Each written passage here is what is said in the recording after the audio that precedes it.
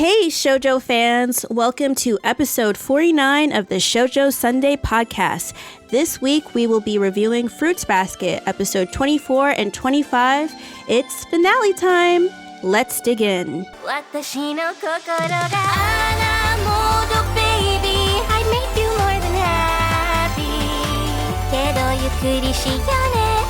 freeze, go chewy. Dekiru kana handle me. Takasugi calorie, sugary, jo amai. Feeling with you next to me, baby. Okawari ne shiagare. Okay, guys, we made it to the season 1 finale of Fruits Basket. Gianna, how are you feeling? I don't want it to be over. I'm not ready. I'm not ready to let go of Tohru yet. I feel the same way, but guys, please be rest assured, we will do season 2. Yes. It's just not going to be the very next season we start, like, the very next series we cover. Yeah. But we will be doing season 2, so do not feel anxious and stuff. We just figured, okay, start off Fruits Basket, do season 1, have a little bit of a break, and then go back. Yes. So Do not fret. We will return to our Zodiac loves very soon. Well, soon. Maybe not very soon. Soon. Eventually. Yes. Yeah. I hope you guys enjoyed all of the guests that we had for our season 1 coverage. Thank you guys. Well, thank you so much to Ashley from Shoujo and Tell, Avery from Kyoru Yii. See, I did my best, Avery. The Annie Bays, Annie Bay. Crystal from Crunchyroll's podcast, Crunchycast. Yes. And YouTube's Get in the Robot. And Vampy, Shoujo Say World, my girl behind the manga. Yeah, thank you. Thank all of you so much for coming on and recapping Fruits Basket with us. We appreciate it so much. I feel like it was a lot of fun to have guests, and we kind of wanted to do that because, like, with the way that we are formatted and our posting schedule, it just made more sense to have people come on for episodes like this versus, like, coming up with, like, a special episode to do it, to do, like, some sort of interview or whatever. But yeah, so anyway, it's time to get into the finale legitimately, like, for real. Yeah. Okay, so let's get started. Here is our soft serve summary for Fruits Basket, episode 24, Let's Go Home. Brought to you by Wikipedia. No editing, so... Ooh, hard mode. Hard mode, yeah. Before we dive into this soft serve summary for episode 49 of Fruits Basket, I just want to issue a really quick trigger warning specifically for our Rocky Road segment. If you aren't comfortable with the subjects of suicide, suicidal and homicidal thoughts, and violence, maybe skip our Rocky Road section or skip ahead to when we review episode 25, which will be notated in the show notes. Okay. Kyo's foster father, Kazuma Soma, visits Shigure's house to see Kyo. Overjoyed at his return, Kyo reminds Kazuma of his promise that he can return to the dojo with him.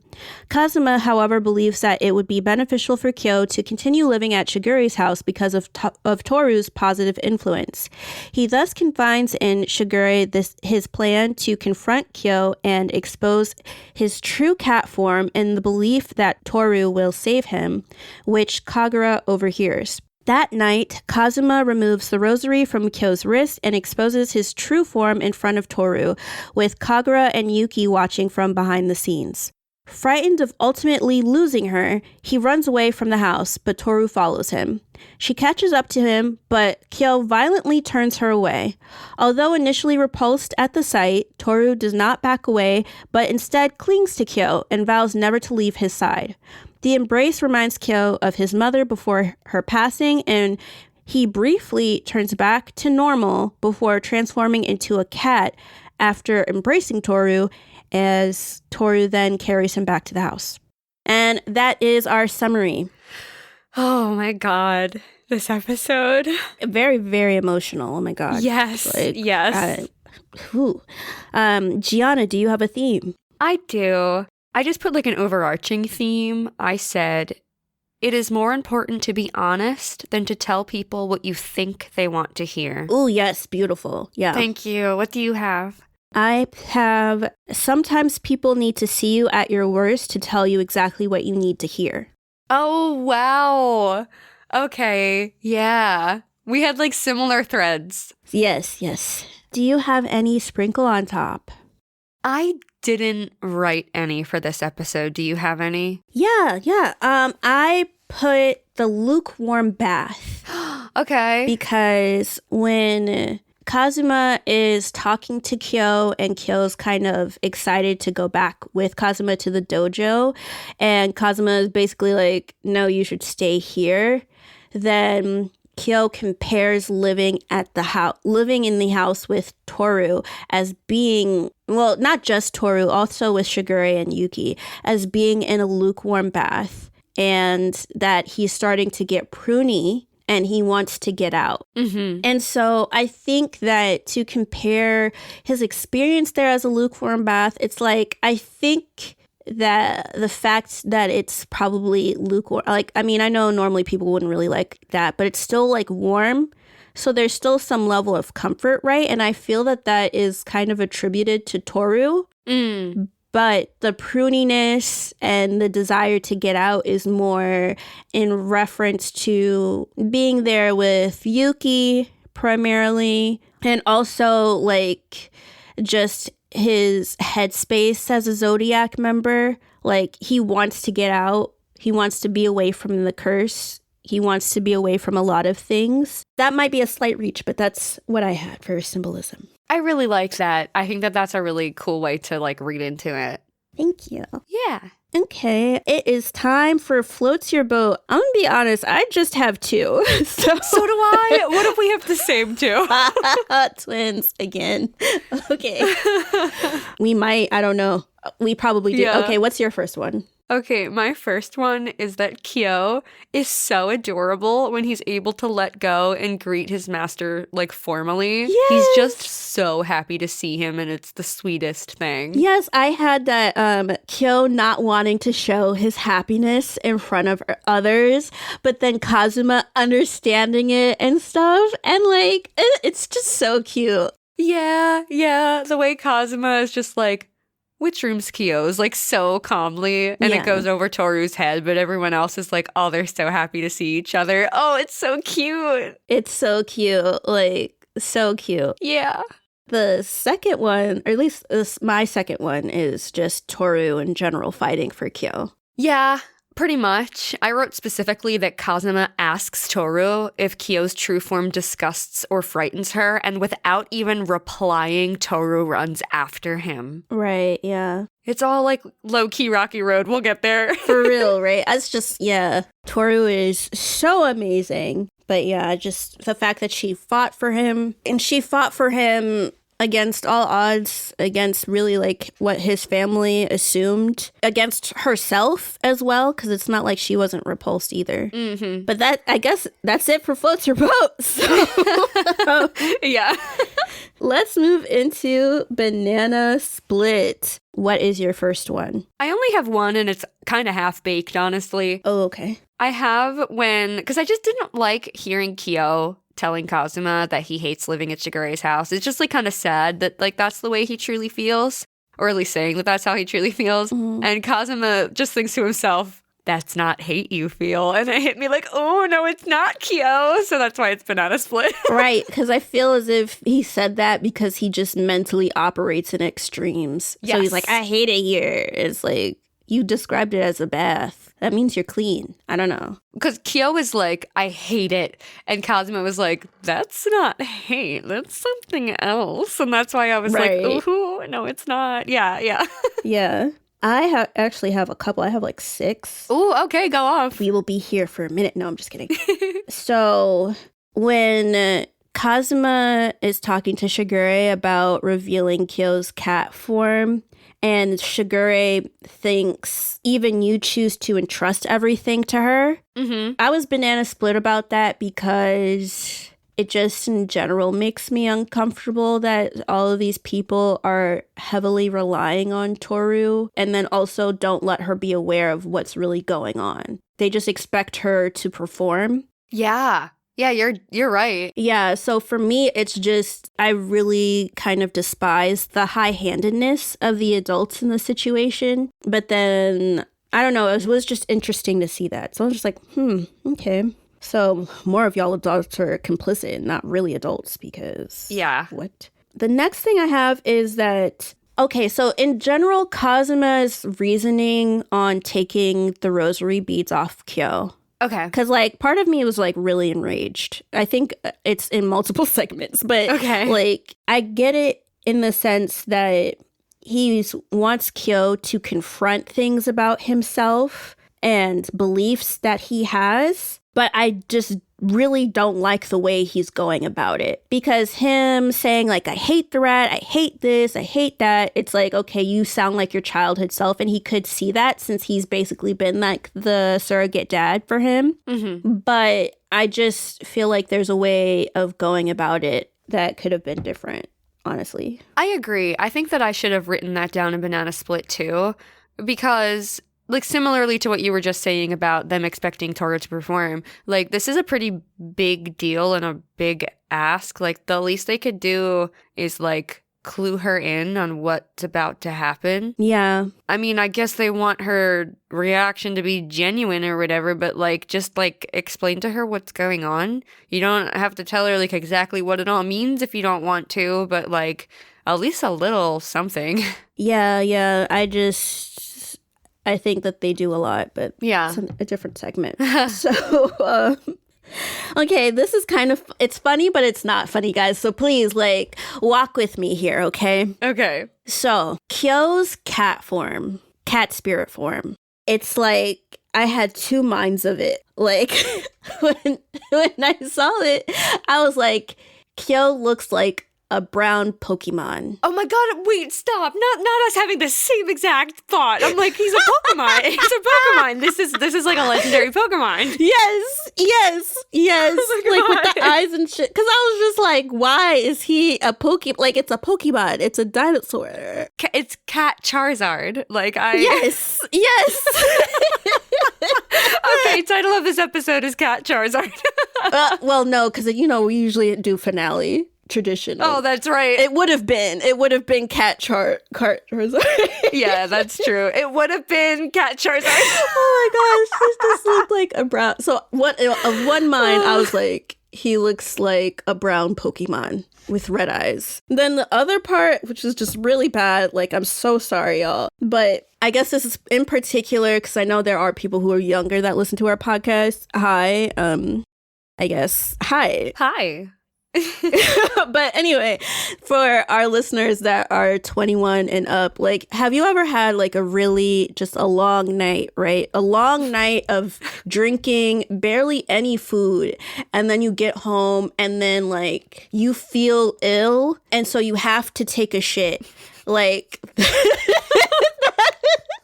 it looks like, oh my god, there's shit in the toilet. I know y'all have looked at it. It looks just like it leaves a little stain too, and you have to clean after it. Like, yes. Kyo looks like a long turd. I'm sorry. Well, I gotta tell you, that's not ever the thought I had when I watched this episode, but now I'm never gonna be able to unsee it. I'm so sorry, y'all. Oh my god. It's very specifically after a long night of drinking. You know what those poos look like. You know it, and he looks just like it, doesn't it? I rest my case. Like, it's true. Oh my god. I thought it was interesting that like the pants fit, but maybe it's also because they just didn't want to figure out like what genitalia would look like on his Pokemon form. But like, I think it was purely so that when he like changed back, he would have pants on. I think it was entirely for the plot. Like, right. Because I was just like, like your thighs are the same size.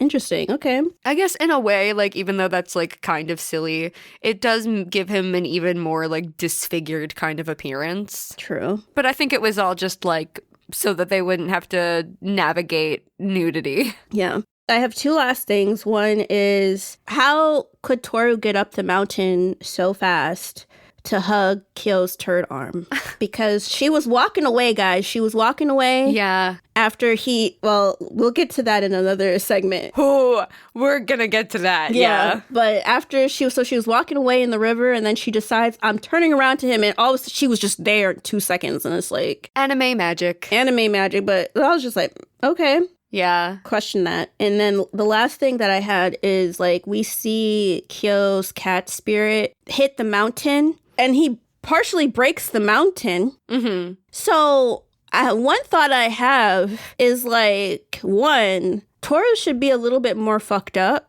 if he broke a mountain. Yeah. But then outside of that, if he can literally break a mountain in this cat spirit form, why doesn't he try to kill Yuki in the cat spirit form? I wonder if it's because he wants to be like on equal grounds, I guess. Maybe it would just be like he's aware he's OP in the cat version, maybe. Right. Regarding Tohru, I'm wondering if... I'm thinking actually of a quote that Shigure says like super early on. He says something about how Kyo has the power to throw a punch, but also the power to stop that punch right before it lands. So I wonder if he was using like less strength on Tohru than he was on the mountain. Probably, yeah. Yeah. Either way, I mean, it's she really went flying and she has like a cut on her shoulder. But yeah. Yeah. Yeah. And her neck. Yeah. Different segment. Okay. But that's all I had for Banana Split. I hope you guys liked the turd analogy. I'm sure they did. I hope y'all liked it, because I'm telling you, like, the way that I laughed with Giana recording this, when I thought about it, when I watched the episode, I was literally crying. I could not, like, I was just like, wow, like, why do I think this way?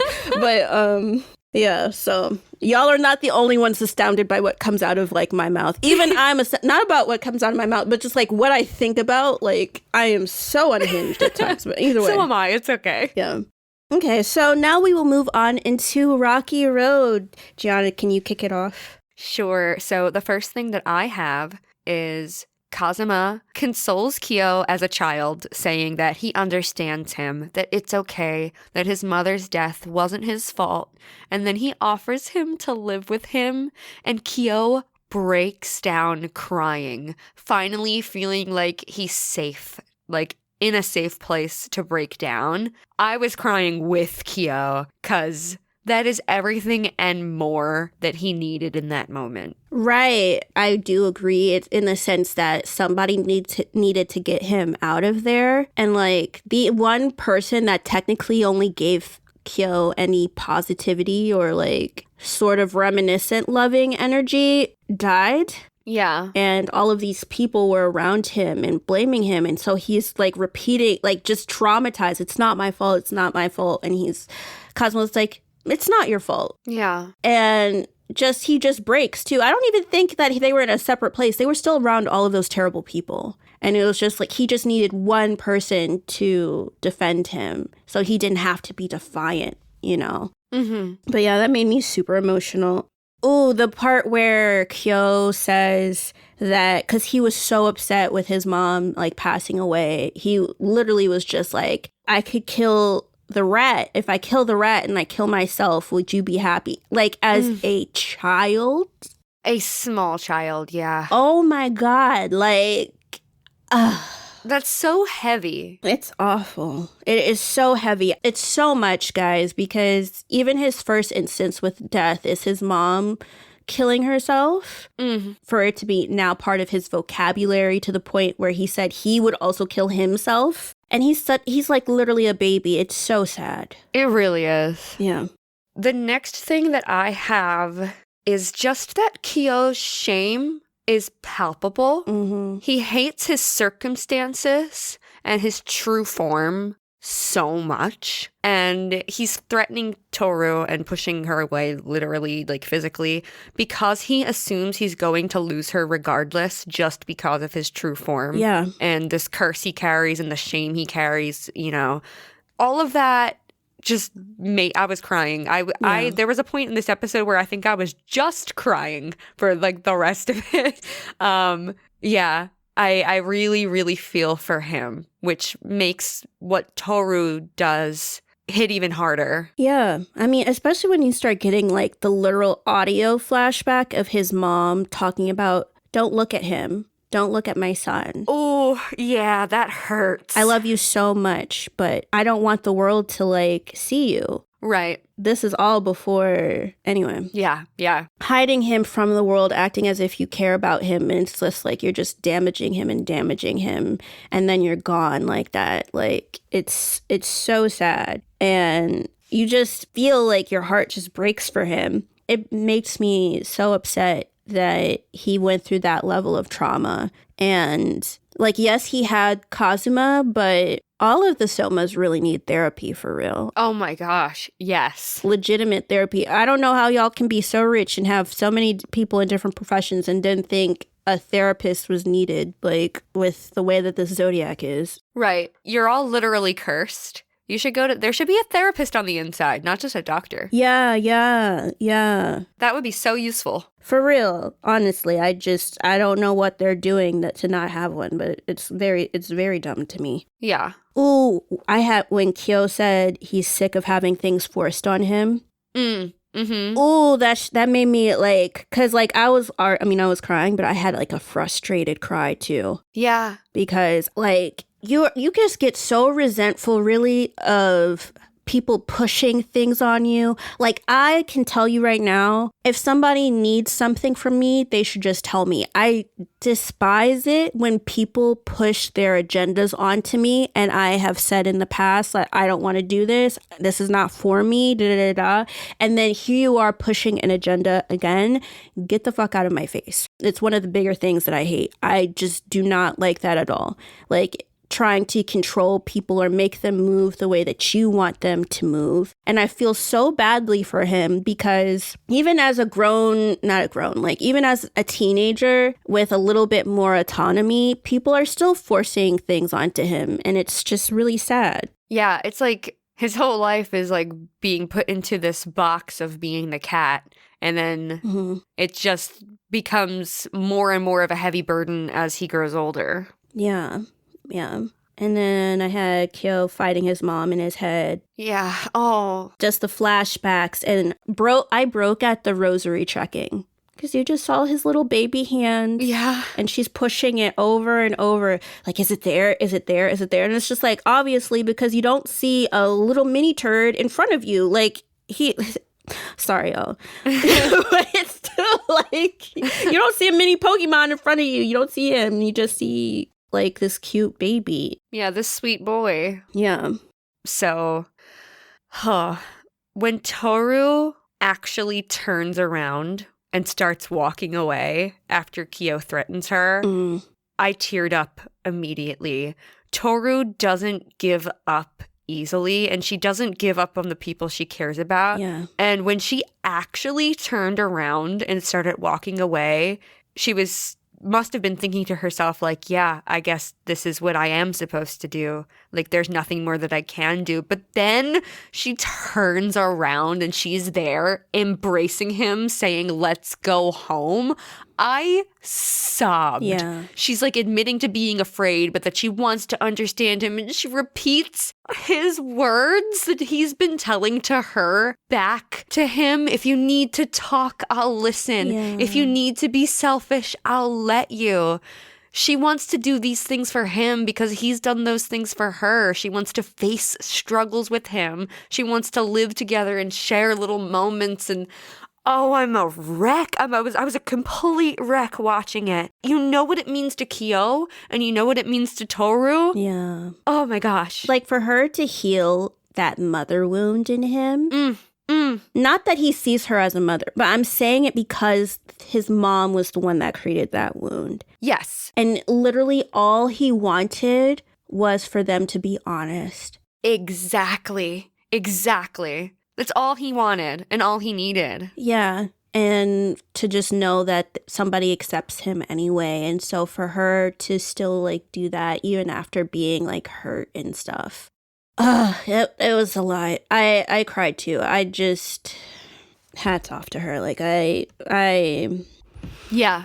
Whew, child. I think most people would have kept walking away after being like physically assaulted and told to go. Right. But she knew his heart. Like she could see his heart. Ugh. Yeah, and then after she accepts him, turns back to normal, and he has to hug her. And I'm just like, oh. Yeah. And they're crying. She was crying, and then he was crying in his pants. Yes. Oh, and I just remember that in the manga too. Like, I remember crying even watching it when she came back and stuff. And it's just her, like, holding him with, like, the tear and stuff and smiling. And I was just like, bitch, okay, I'm a soldier, but I'm not. Like, when she arrived, that's my last Rocky Road, when she arrives back at the Soma house, holding Kyo, snuggling him into her chest, and like they're teary-eyed, the both of them, literally sobbed so hard, like harder than I did at the previous scene. Like I literally just like got fully choked up and had to just have a cry after that. Yeah, because like guys, like, because she literally was talking to him like, let's go home, and she like carries him up. Okay, guys, I'm cool. It's cool. We're fine. We're fine. Oh, she just like oh my god, just carries him like home, and like Kazuma's all like happy and shit. But still, just oh god. But that was the last thing I had in Rocky Road as well. Whew, I feel like I have to gather myself. But the hot fudge is here. It's there. I don't have any hot fudge, and I only have one ice cream you scream, so please feel free to take it away. Okay. It's hot fudge time. Here we go. Yes. So the first hot fudge point that I have is Kazuma breaking the dojo promise to Kyo. Yeah, okay, definitely. Yeah, I get that they think that Tohru is so healing and all of this stuff or whatever. But if you know the added information about Kyo, I won't say it for the other people who haven't watched the rest of the anime or read the manga, but when you know what is supposed to happen to Kyo, Kazuma saying no is very infuriating, because you essentially, I think, especially just seeing part of Kyo's backstory, it's like if he wants to live with you, I think you should just allow it. Yes. Okay, like putting it into that context, that's for sure hot fudge, yeah. Yeah. I think you should just allow it, and I feel like I get that they think that Tohru is so important to healing, and she is. But I just really don't like the fact, like, if you're supposed to be this father figure to him, I don't understand why you wouldn't want to have more time with him, especially if that's in particular what he wants. And not only is it what he wants, you promised. Yeah. And I just don't really like it when adults break promises to children. And especially when it comes to this, because it's like one thing if it's like, oh, I promised you a ring pop and like you just didn't have the extra cents to buy it or whatever, like when we're at 7-Eleven. I think when it comes to actually living with somebody and being in a positive environment where he feels loved and accepted, I think you should just give that to him. And so I didn't like the fact that Kazuma broke his promise. Yeah. Also, Kazuma removing Kyo's beads. I get the purpose of it, because it's you want him to confront his feelings, and he clearly doesn't accept this cat spirit that's inside of him. Like, he's saying he accepts it, but he hates everything and everything. And you want him to confront these beliefs and stuff and to see more, right? I guess to get him into a more zen state. But he's still a kid. And it's so traumatic. Yeah. He hasn't seen you in this long time. He wants to be around you, and you trick him in front of one of his friends because you want him to grow. And it's like, why don't you get him a therapist instead of inflicting trauma?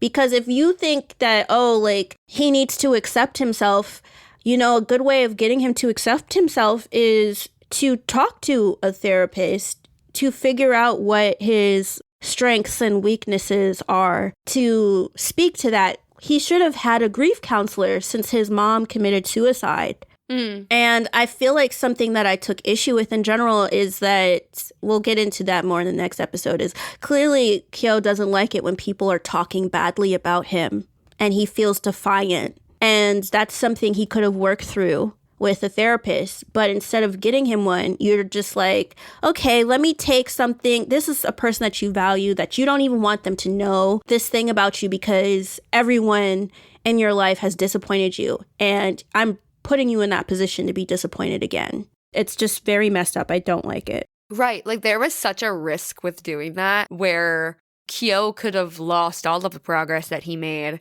And even if, like, well, I do think that getting appropriate counselors is always the best move. Even if he didn't do that, Kazuma could have sat down and had his own conversation with Kyo, father to son. Yeah. Where he can go through what he's feeling. And, like, we don't know if they ever sat down and really had those difficult conversations. And now that Kyo is old enough, if he thinks that Kyo is old enough to, like, be forced to show his true form to some girl who may or may not save him, that he's only observed from afar for, like, a day or two, then I think he's old enough to have that conversation with Kazuma and talk through these things. And while Kyo can be hot-headed, I think that if he's going to be level-headed with anybody, it's going to be Kazuma. So I think that he should have sat down and had a conversation with him. Right, because, like, for me, what I dislike is, I mean, obviously the whole situation, but, like, why would you do that to him? That's your son, right? Yeah. Why would you set him up like that? If you loved him, you could have gone about this entirely differently. Yeah. Yeah.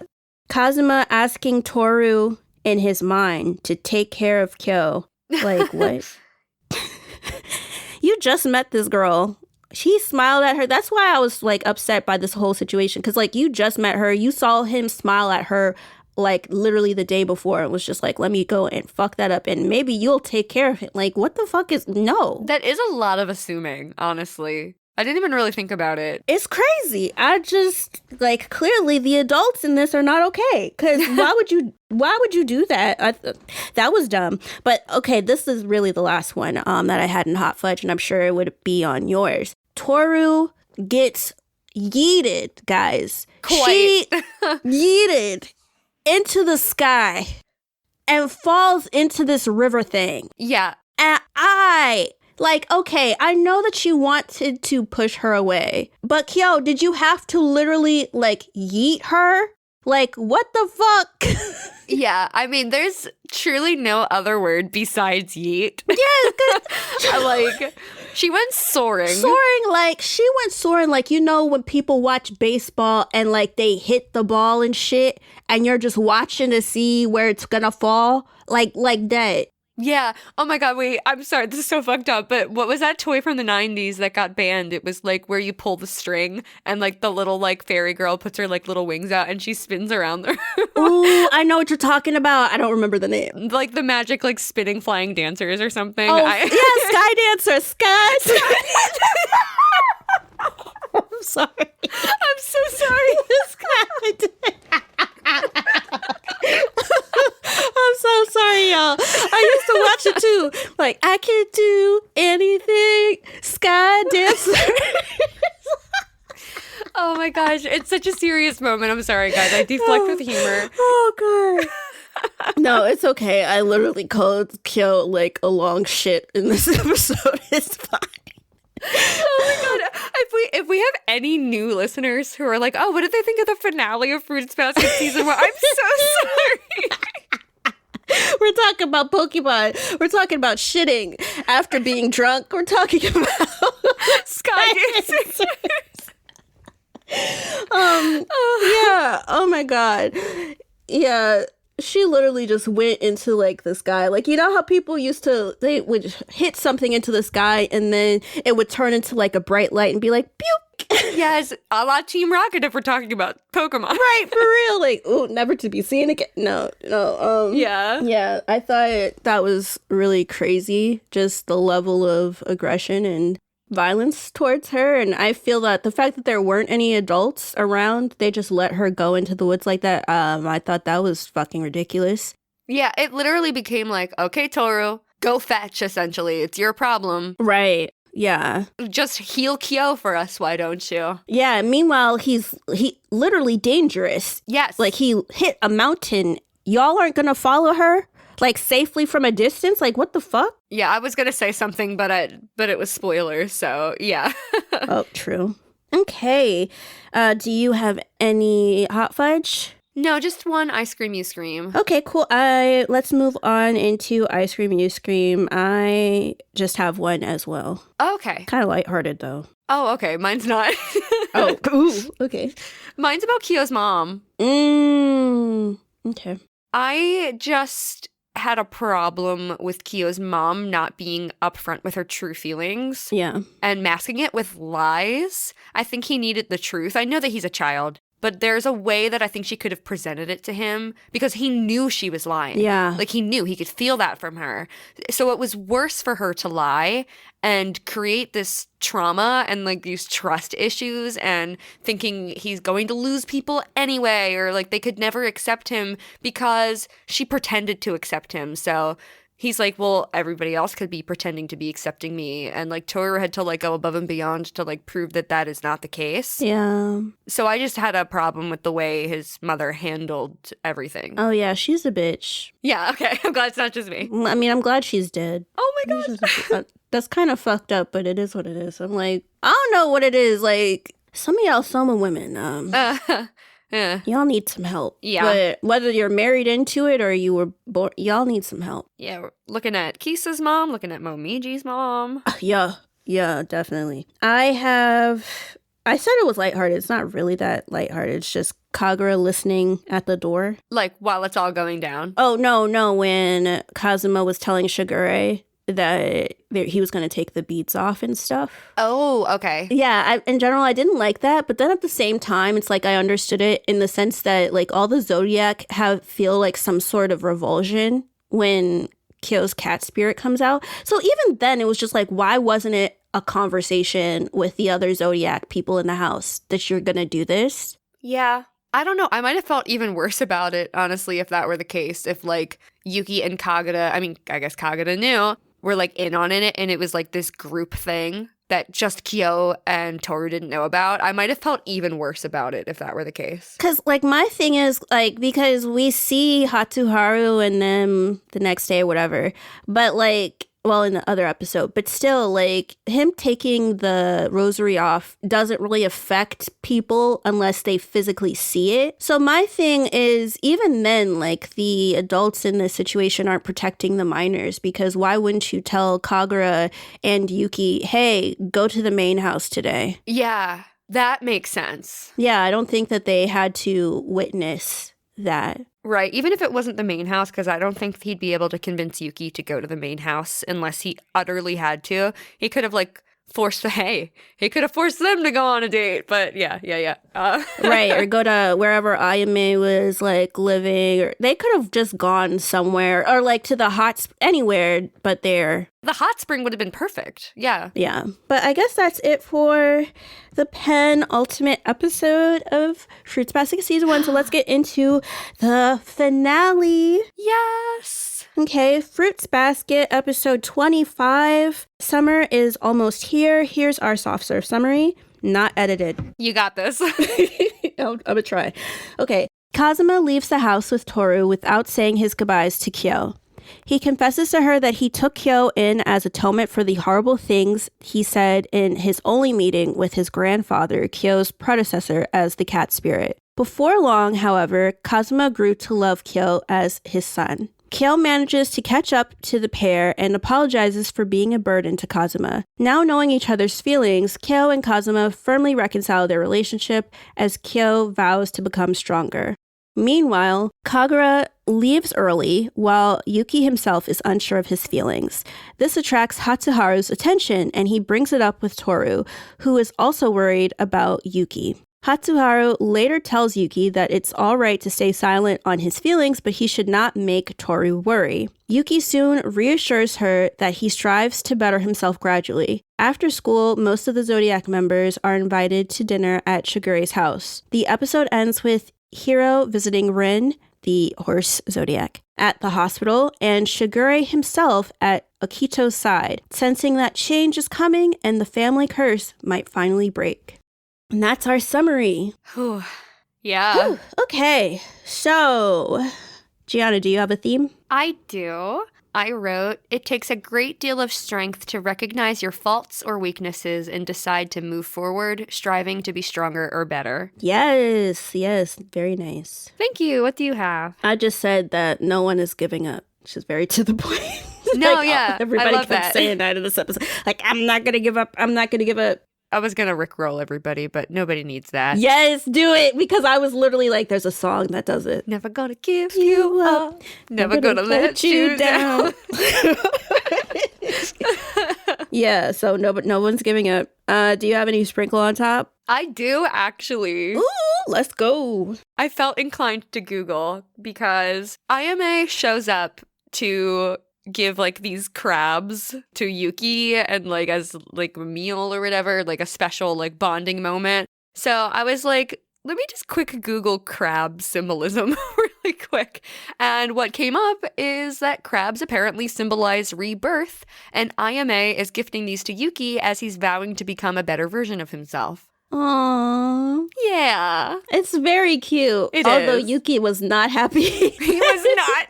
No, he wanted no parts of it. No parts at all. I think it's not really a symbolism, but everybody kept talking about that the summer is coming, a change is coming. Yeah. So I just put that. Yeah, it's like a change of season, you know. A change of season, something is definitely happening within us and stuff. So Yeah. yeah. Okay.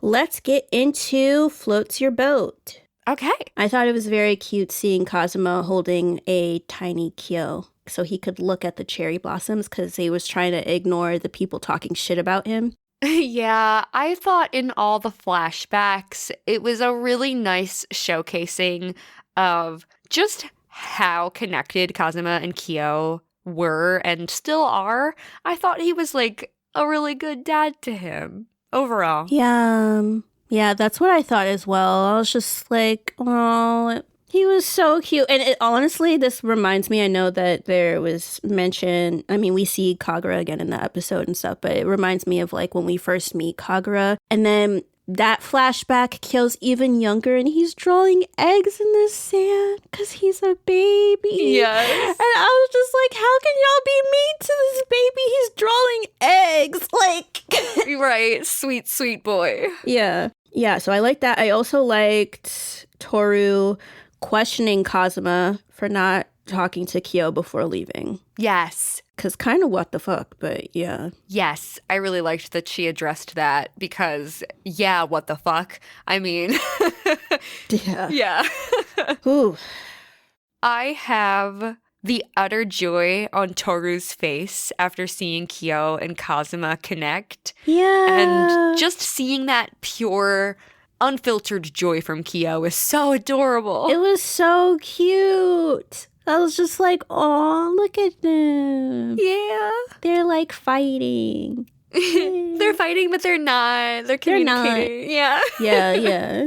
Yeah. I think, I'll add that here as well. I think that Kazuma should have allowed Kyo to get one punch in because he deserved it. I think so. Yeah, I think so too. Like a good sock in the face. Bitch. Like, yeah. Took my fucking beads off. Right? Like, are you serious? And then you're like a beat and run? Like, oh God. Oh my god. Yeah, beat and run. But yeah. Let's see. Oh, Kazuma calling Kyo his son because Kyo was like, oh, I gotta work myself up to call you like dad. And then Kazuma's just like, you're my son now, period. Like, Oh my god, that's actually like my only Rocky Road point because I actually teared up at that whole exchange because yeah. they had both been wanting to express that for so long and they finally felt like it was the right time to. Right. And my thing is just like, y'all just be taking in these kids. Y'all don't know how to talk. Right. I know. Like, y'all just don't talk. Like, he's saying all this stuff. You didn't say, like, well, why would you say that? Like, I know parenting doesn't come naturally for people who never really thought about being a parent, but come on now. Like, at that point, he was in middle school or whatever. Like, you should have been talking to him. But anyway. Yeah. The next thing that I have is about Yuki. Okay. This is when Yuki tells Tohru that he's working on self-improving and he wants to tell her everything about himself someday, even if he's not ready to right now. I really like that.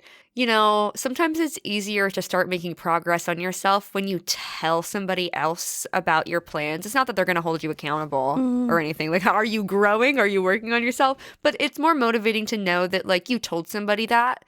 So they're, like, prepared to see you grow. So it motivates you more to start growing. And I just love that he chose Tohru to confide in. I think that that's a very sweet bond that they have. You know, I think I put this in Hot Fudge, but honestly, it could be more Banana Split. I think when it comes to that scene, not that I'm against it, because obviously Tohru wanted to know that Yuki was okay. But I think I just want people to get into the habit of, if you're about to start telling people stuff, at least kind of get into the impetus of saying, this is what I want to talk about. Or, hey, do you have space to talk about this? And this is all the stuff I'm doing to work on myself. Like, I'm not against him talking about working on himself, but it was just more so like, she was worried about you, and then instead of checking her mental state after what she literally did, you're just like, here's all the things I'm doing to help myself. And I'm just kind of like, friendships go both ways, right? I got to make sure, are you good before I'm like telling you, even if I'm telling you positive things about, are you in a space like to hear this stuff out? Yeah. Yeah, but that was like slightly more Banana Split. But I mean, I get it. I'm glad that he talked to her because she was worried. So it did help alleviate that for her. Yeah. I had Tohru getting shoujo bubbles because Kyo was trying to not be agitated by Yuki. And so she's like, oh, he's doing exactly what he told Kazuma of being a better person. And literally like bubbles behind her. Like, she was so happy. That's so cute. Yeah. I did have in Floats Your Boat, IMA bringing all that crab for Yuki, and then just Yuki not being pleased at all to see him. Like, he literally turned grayscale. Like, yeah, it's like, it was like the most intense like blue lines ever. Like, he was not having it at all. Yeah. I had Hatsuharu patting Toru's head. Oh, that was sweet. After sort of telling him what went on and stuff, I was just like, yeah, that's nice. Support her. Yeah. He's a fave. I love Hatsuharu. For real, me too. Young, but he knows what's up. Yeah. The last Floats Your Boat I have is Yuki actively fighting his natural reaction to Kyo's spirit. Yeah. I think it's a lot deeper, right? Because for the Zodiac, when they physically see it, it's repulsive to them as a Zodiac member. And so seeing him going quiet because he's fighting these feelings of revulsion. Like, yes, he hates Kyo, but that spirit is not his choice. And so it's kind of like psychologically, he's also battling himself or his rat spirit inside of him of being hateful about even that and trying to keep a lid on that. I really appreciate it just because of the fact that they really do not like each other. But it's like, I'm keeping it to how you are as a human, not how you are as a spirit. Interesting. I didn't even think about it like that, but I really like that interpretation of like how he was behaving in this episode. Yeah. I really appreciated it. So I was just like, oh, okay, like, you know, y'all could be hating each other, but like there is a level of understanding that's like sort of there. Yeah. But let's move into Banana Split. Okay, Giana. All right, guys, it's the Fruits Basket finale, so this means I have one last opportunity this year to fangirl about Eric Vale. Okay. True. So I am certain that the only reason I had this reaction to this scene is because of Eric Vale's performance of Yuki, and it's not like Yuki the character, I don't know. But anyway, so Tohru's reaction in the Kameidan scene is exactly what I would have done. The way she like goes red and limp and like swoons over. However, the line, I'll kidnap you is sus as fuck. So that's why it's banana split. Yeah. Yeah. Yeah. I mean, it was just like so suave until he's like, I'll kidnap you. I'm like, okay. No. It's very extreme. It's like, yes. It's like I was there until I wasn't. Yes. Like you had me until you didn't. Yeah.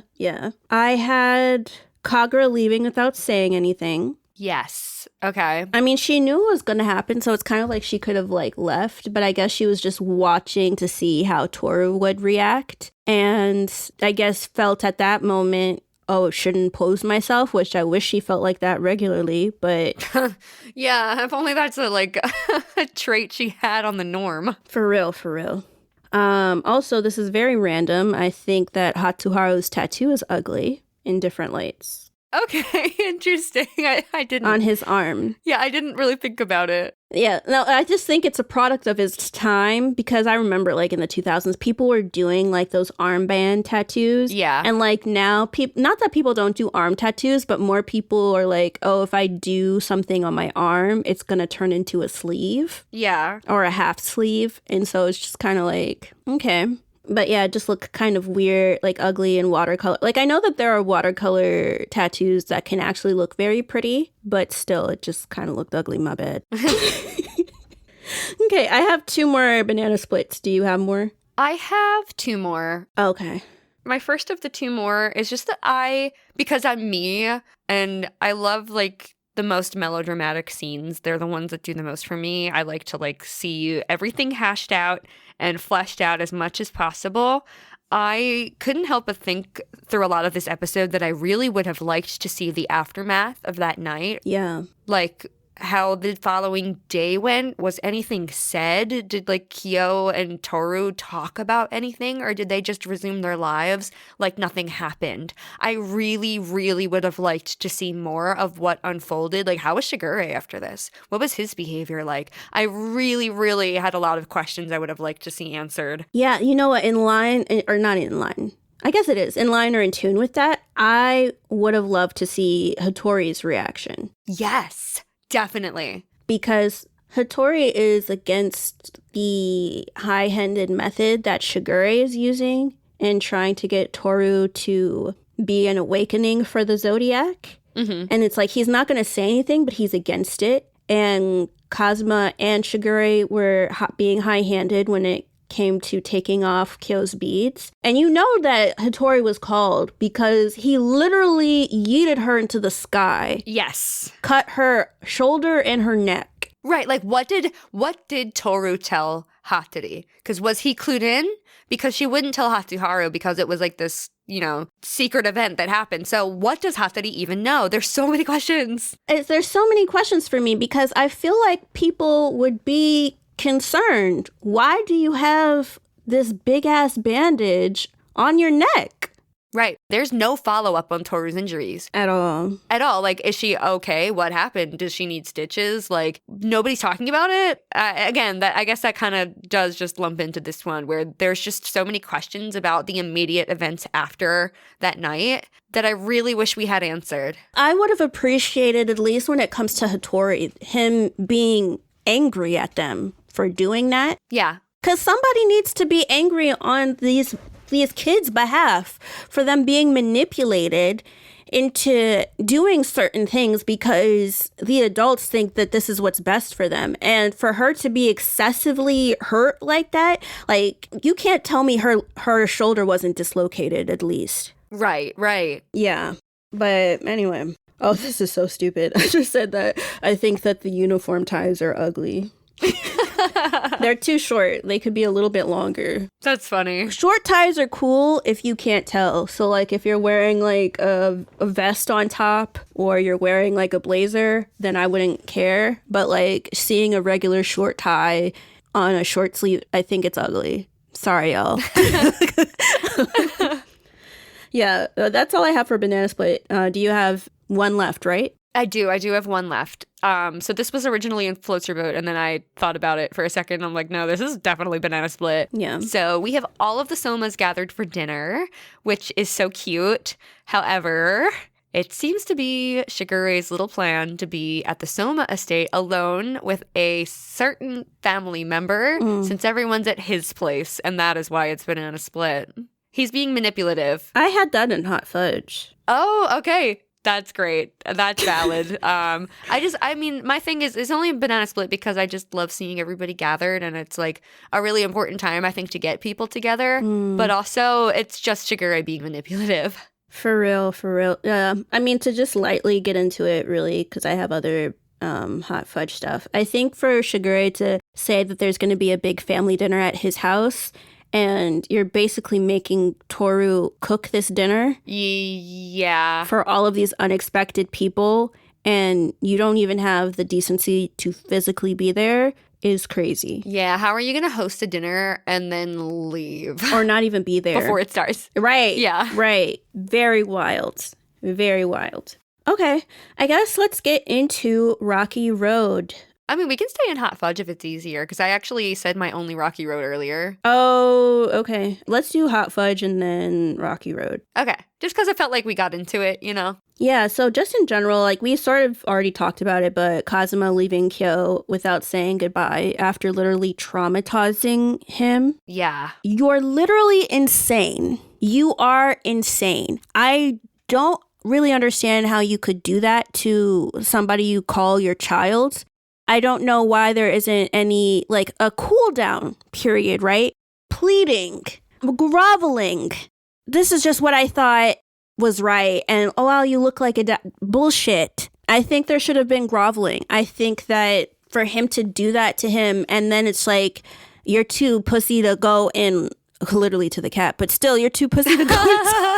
Be like, oh, I'm here. Like, sorry for doing that to you, son. Like, my bad. Like, nothing. Like, and then he didn't even let him punch you. And my thing is just like, do you see her fucking neck? She got fucked up. Yeah. And he slaps him too, which I guess is sort of reminiscent, like light reminiscent of Tohru being yeeted in the other episode, but still, like, Yeah, I think it's pretty fucked up that he didn't just talk to Kyo at all after everything, which he is responsible for. You know, you call this kid your son, you say you love him a great deal. The least you could do is talk to him about it. Maybe help him understand why you did that, you know? Yeah, I just really hated that, honestly. It made me very mad. I have one last Hot Fudge. Okay. Do you have any more? Actually, we kind of went through all of my stuff because I said my Rocky Road earlier and my Ice Cream already. So I'm just like chilling. I'm chilling to chime in. Okay. I had Kagura kicking Kyo in the face. Oh, okay. Why the fuck did I not write that down? Oh my, I'm so over her. I'm over her. I'm so sorry, guys. I know this is you got a little bit of this in our last episode with Crystal. She's very pathetic. You left when nobody was awake and you come back and kick him in the face. Literally, fuck you. Right. He went through an ordeal too. Like, come on. Yeah. It's never been cute, and it's never going to be cute that you're aggressive towards him. And imposing your feelings on him. Yeah. Like, stop. That's not what Kyo needs after everything that just happened. Yeah. Yeah. I just really despise it. It's like, who are you outside of this narrative you're building around somebody that doesn't want you? Right. Yeah. Ugh. But that's all I have for Hot Fudge. So I guess to get a little bit into the sads, because I had some Rocky Road. Okay. Kyo questioning if Kazuma took him in out of pity or kindness. We find out it's atonement, but it's like he was thinking about this during the flashback portion when he was still small. Yeah. So that just made me sad because it's like when has he ever really been safe for real? Oh. Like I know now with Tohru. Yeah. But like, has he ever, he's never even been safe even with his pseudo father because like, that's a question, that's not even a question. That's something you assert to a child that young in the very beginning and stuff. So Kyo, when he had that outburst at the middle school and Kazuma was like watching like a creep from like the crack of the door saying like, oh, Shisho's not my dad. But the reason he was saying that was because he didn't like how negatively people talked about him. And he didn't want people to talk negatively about Kazuma. Yeah, I should have put this in Rocky Road too. I definitely agree that made me really sad to see because you know that these two people care a great deal about each other and they feel like father and son, but for one reason or another, they feel like they can't express that. Yeah. It just really made me just so sad. And it's just like, you claim to be a parental figure. Like, you should probably talk to your kid. Yeah. To be like, why is he having this type of outburst or whatever? You know, like, you want to be a parental figure. Like, you need to be like Hanajima's parents, like, to be honest. Oh, Hanajima's parents are like the gold standard. Prime example of how to be. Yes. Yeah. Oh, the last one. Oh my gosh, this broke me up, y'all. This really took me down. Is like when we see flashback of Kazuma as a kid and he goes to talk to the grandpa. He didn't want to take his candy because he's like, I don't want to be cursed, which actually kind of reminds me, very serious topic change about AIDS, like the AIDS epidemic, because back when nobody knew about it, they just thought, oh, if you're near gay people, you will just get it or whatever, which not really the case. But it was what made me very sad was when you saw the grandpa, he looked like an old version of Kyo. He did. In this cage. Just thinking about it, like, I am trying so hard not to be choked up. Like, you're literally in a jail and you're giving out, like, candy to your Oh, God. Yeah. He's like, let me try to connect with you. Yeah. Instead of, like, being angry that he's afraid of him, he's just going to try to reach out. Yeah. Which kind of makes me sad in the sense that Kazuma took this on to atone for being mean to his grandpa, but he's like trying to prepare Kyo to be like his grandpa. Oh my God. Oh, my whole heart. I can't. Sorry for fucking y'all up with it. Yeah, this has been a roller coaster episode. My goodness. It really has. Child, we went through a lot. We sure did. I was like, I'm just trying to pick myself back up because, woo, okay. I scream, you scream. Okay, mine was just the one about no follow-up on Tohru's injuries. Yeah, even speaking on that, because that was one of my things. Where's Tohru's workers' compensation? I was harmed on the job. Oh my God. And I'm still cooking dinner for you bitches. Y'all need to have takeout for the rest of the week. Yeah, again, why I would like to see more follow-up from the aftermath of that day. Yeah. How was any of that addressed? Not even just with Hatori, with the rest of the house. Like, how did Yuki respond to her being hurt like that? What is anybody? She should be waited on hand and foot. Right. Ooh, that's another thing to touch on, Giana. The fact that they stood away because their own spirit was like felt repelled by Kyo's cat spirit. But it wasn't enough. Their relationship with Tohru wasn't strong enough for them to try to stand beside her to make sure she was okay while she ventures out to see this really strong cat spirit that could possibly kill her. Like, yeah. They should feel guilty too. Not just like, oh, I'm upset at, like, you should feel guilt because you all let her walk into that. Yeah. You were just in your room. Like watching at the window. I really wish we could have seen Hatori like angry because I feel like Hatori would have been actually like mad. And it would have been nice to see an adult mad about that. Or even aside from that, Uo and Hanajima. Right, like they're gonna have questions. I mean, I guess Tohru will try to brush it off in some way or another. We know she's not that good at lying. Right, she lives with 3 men and you're seeing her and she has a cut on her literal neck. Yeah. And her arm is wrapped up. Oh, y'all getting fucked up for real. Like, what? Right, I'm sure she would try to say like something happened at work, but you know what that also reminds me of? If Hatori is coming in and he's angry, you know who's probably going to want to go see Tohru because they're hurt? Momiji. What would Momiji have to... I have an unsurmountable amount of questions that I need answered about what happened directly after the events of that night. Because you know what? If any of them knew what was going to go down, if anyone was going to follow Tohru to be like, to see if she's okay, it would have been Momiji. It would have been. It would have been. Yeah. Even Haru to an extent. Hatsuharu. I was thinking the same thing. Haru is very stubborn in that way. He will protect. Yeah. Just crazy. Yeah. Yeah. Okay, I think the last one that I have, but I already mentioned this, is just, I thought that Kazuma could have worked with Kyo on his issue with people talking negatively about him. But we kind of mentioned that earlier, but I was just like, ice cream, you scream, you could have worked on that, Dad. Yeah. Yeah. But yeah, I guess that is it for our first finale with Fruits Basket Season 1. It has been a literal journey. Yes. Oh my God. It sure has. You guys, we mean this from the bottom of our hearts. Thank you so much for rocking with us through our recap of this series. It's not over. We're going to do it again next year, eventually. But thank you so much. Like, we really appreciate it. We primarily wanted to get started with Fruits Basket because, like, everyone loves it. Yeah. We love it. Mm-hmm. So yeah, just thank you so much for supporting us. It means the absolute world.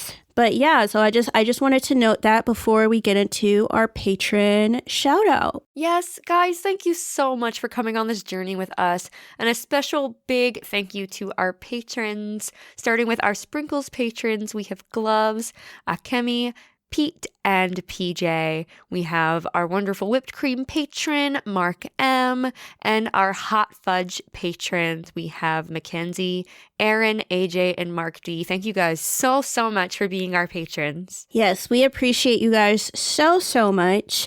We started our Patreon because we wanted to go back to being weekly, and we have our supporters, and we're so appreciative of all of the patrons we have right now. Our kind of goal is we want to be able to get an editor to take on like 2 episodes. So sincerely, if you guys want us to go back to being weekly, the more patrons we have, the more we'll be able to do that. So please make sure to just share with people like what we're doing here and what it means to you. And, we appreciate all the help we can get towards that, because we just don't want everything to just be all on Giana all of the time when it comes to editing. We need to have space and stuff. And that's why we're bi-weekly now. But, if you're able to help us hit that goal like per month, it would help us out so much.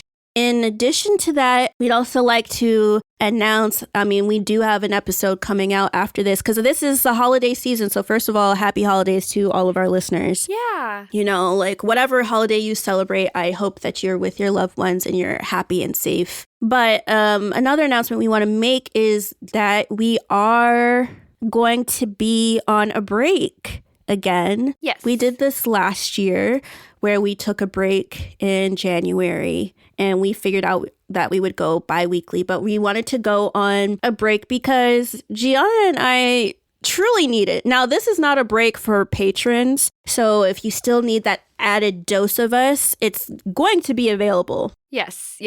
We just need that time to really recoup and build ourselves back up and stuff because we have an amazing slate for 2024. Ooh, definitely. Yes, I'm very excited about 2024. Yeah, so you guys, we just want to take that break, but we're going to come back hot in February during Black History Month. Another reason for you all to join the Patreon, support me.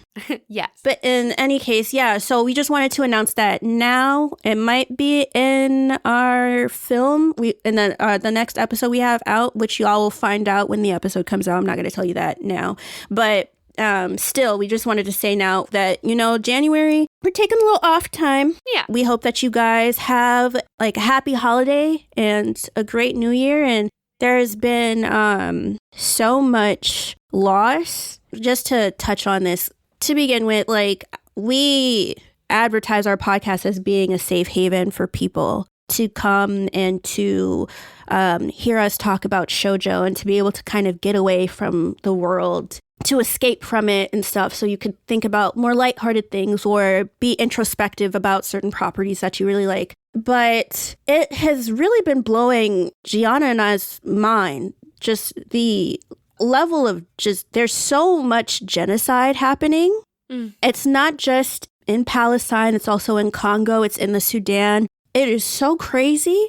I know if anybody's noticed us being a little spotty on social media, it's really because of that, because sometimes I feel insane, like just going on social media and it's like you see people talking about their interests and what they like, and it's like there's so many people dying, and and it's all over socials, and there's like the autoplay for videos and stuff, and so it's like I'm seeing things, no trigger warning, and it's just like people like who are in immense pain or going into surgery or having their inalienable rights taken away from them. It is so inhumane. And for me personally, and this isn't like, I'm not trying to really like go back and forth, right? Like when it comes in particular about Israel and Palestine, I don't want anybody to misconstrue what we're talking about or to say that we're being anti-Semitic in any way. We are definitely not. No. We support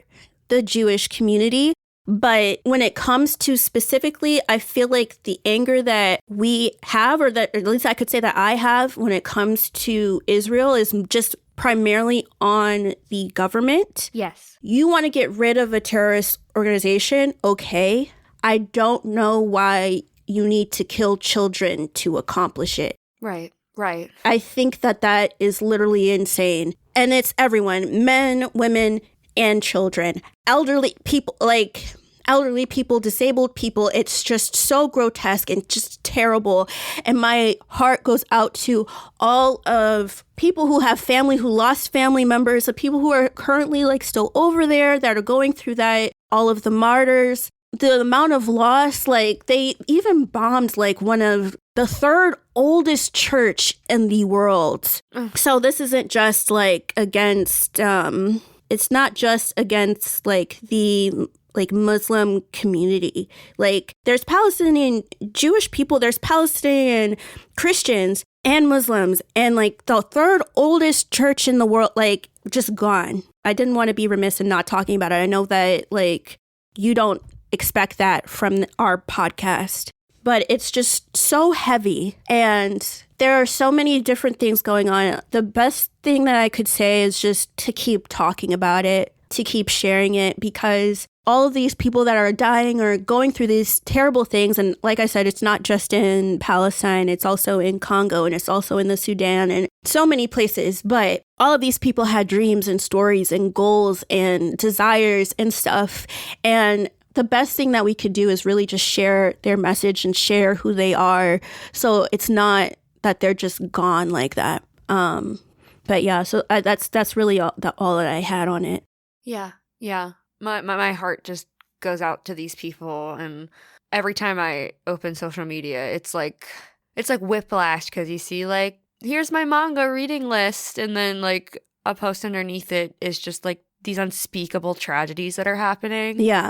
Yeah, my heart just breaks for these innocent people losing their lives every day. Yeah. But yeah, I guess outside of that, because that was very important, we wanted to talk about that. I think that that is it. So we have one more episode coming out before the new year begins and before our break. So please look forward to it. It's a film that Giana and I enjoyed very, very much. Yes, very much. And yeah, just happy holidays, everyone. Stay safe, and we'll see you later. Yep, we will see you then. Bye.